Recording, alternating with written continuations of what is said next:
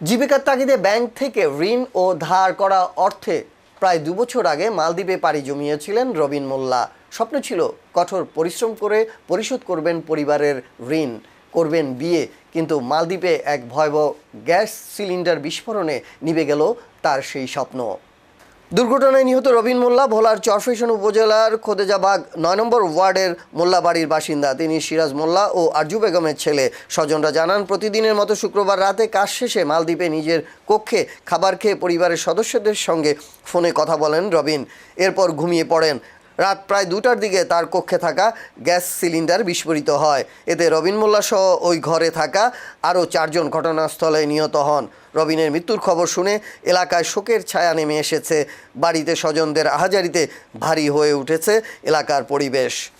আমার 6 ছেলে 1 মেয়ে, ও আমার বাবার মতন দেখি না, ও আমার বাবার মতন দেখি না রে বাবা রে।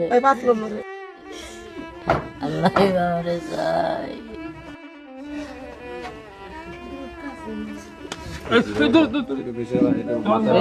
যে আমরা সরকারের তখন মানি আবেদন করি, মানি আমাকে যখন বাতিদারে আমরা বাংলাদেশে যখন মাটি দিতে পারি।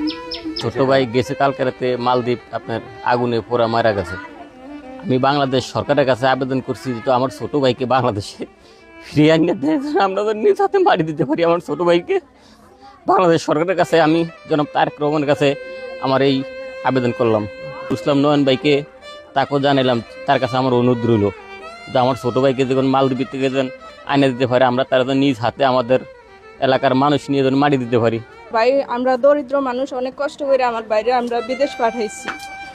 আমার ভাই এক অগ্নিকাণ্ডে আমার ভাই আজ দুনিয়া থেকে চলে গেছে। তাই সরকারের কাছে এইটুকু আবেদন, আমার বাইরে যেহেতু বাড়ি তাই না একটু পৌঁছে দেওয়ানোর ব্যবস্থা করে।